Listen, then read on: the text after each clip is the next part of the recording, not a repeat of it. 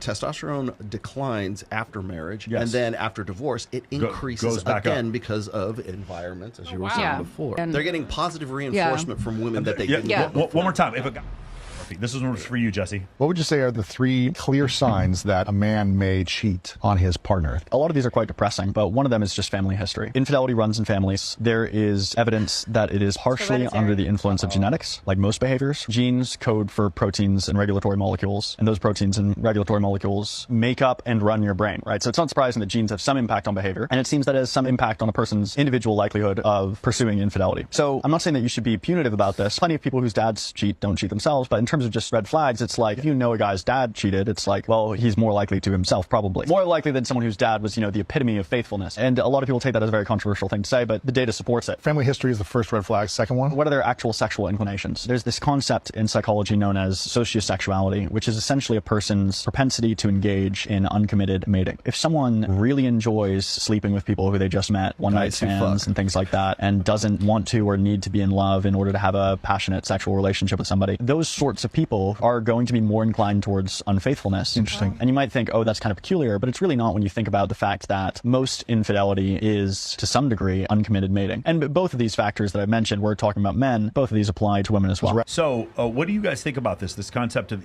cheating come from genetics? Okay. Oh, yeah. It's not genetics, but it's the sample that, it's the example that was set for you. So I kind of see it the same way you do, and hopefully Mackin has said he's going to come here in the summer and I'll have him on the show. I'm curious if maybe in genetics, is it a neurochemical genetic? Well, your brain operates like your parents' brain. But could it be this? Could it be the dude who's super horny has a son who's super horny? Could it be hormonal instead of being neurochemical, or could be a mix of both? I don't know. I don't have a narrative My here. mother's nothing like me. Yeah. But everything that I hear from like guys like Mackin or Alex from Date Psych or the rest of these guys, it's all predicated on one thing. It's a committed monogamous relationship, okay? We know in the 21st century now, we have multiple models of relationships. Like you are in a non-traditional relationship right now. I am in a traditional relationship, okay? Then you've got, like, say, Justin Waller is in a different relationship than you are. Is he a cheater? Is Huberman a cheater, and does he have the cheating gene because he was nailing 6 chicks and he just kept it under wraps, or is something about his genetic makeup that makes him want to keep it under wraps, whereas a guy like, and I hate, sorry, Justin, but a guy like Justin who is non-exclusive, has one main woman, and then, can go play the field, right? Is that, because right now, I think one of the things that we're really focusing on that is like to our detriment is we're trying to say, well, what is going to facilitate this, socially enforced monogamous thing that we used to have in the 20th century, and how come we can't get back to that today? That's the wrong question to ask. But I don't think that's what he's trying to propose. No, but here. everything is premised on that being a goal state, rather than like, well, are guys horny? Well, we can probably find out. Do you have the horny gene, or are you a guy that, or are you a guy that doesn't? We could probably find a gene or a combination of genes that would predispose a guy to do that. So one of the things is I had a viral... Is it the cheating gene? No, it's in the context of societal, this is cheating and this is not. Could cheating be a combination of super horny and super deceitful? And could the deceitful part be a neurochemical response and the horny part be a hormonal response? And could both of those things be genetic, or neither... or one or the other? And that's the question I would ask. It could be a combination. But the thing is, the other part about the inclination, I went viral for posting a clip, the GSS clip, when we went on the Saucecast, where I talked about women who cheated in a relationship had, on average, 230% more sexual partners than women who didn't cheat. And the part that I left out was, yes, men are the same way. And that's one of the things I wanted to point out here, because one of the main criticisms, I went on Bree Hunter's show, I've talked to some other people, is that they have, unbelievably, they act like we don't criticize men. And so that's why one of the reasons why I wanted to... That's all we do. I know. Yeah. There's one reason why I wanted to point this out. He's right. Ladies, if you date a guy with a 700 body count, he is more likely to cheat. So, sorry, I know they may make some of you mad. Surprise! Shocking. Now, but here's the problem. The way Mackin describes it, guys, people who are more likely to have sex, hot, passionate sex without a romantic engagement, that's called college. Like, I just don't know many dudes who, if they had the ability in their 20s and 30s to have non-attachment sex, wouldn't have a lot of that, but that doesn't make them bad people, and I'm not sure that makes them more likely to cheat.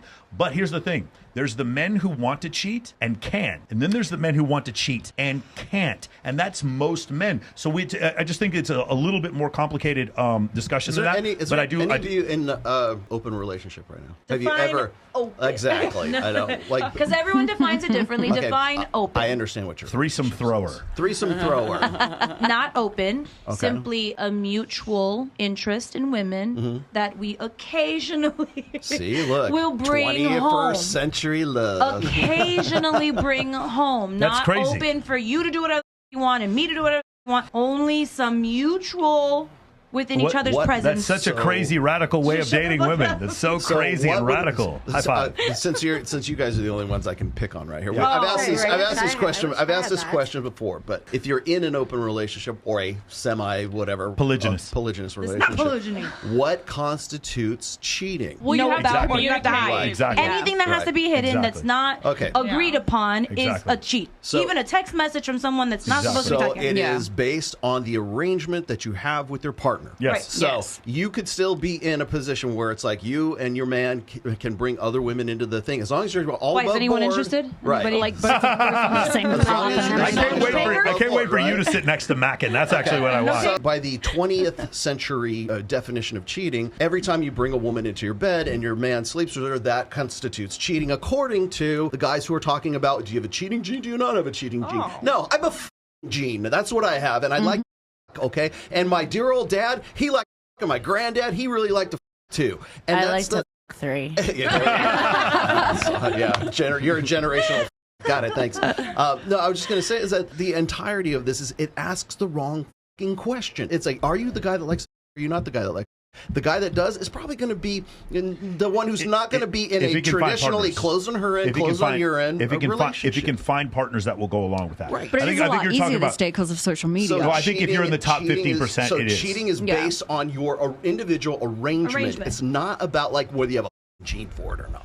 I think also it depends on your external and environmental influence around you as well. Yeah. Like if you have a bunch of friends that are like, no, we're so against this, like eating healthy, you're around a bunch of people that eat healthy, you'll Yeah. be like more inclined to do that. If you're around of like that other type of group and people and they all get away with it and they tell each other and they all cover for each other and you know what I'm getting at? Yeah. Well, that makes sense It's because going all to of grow our off. friends are Stop. not traditional. Not traditional. Not traditional. We're a bunch if of you have a non-traditional group people. of friends and your friends start getting divorced, Happy birthday, Claudia.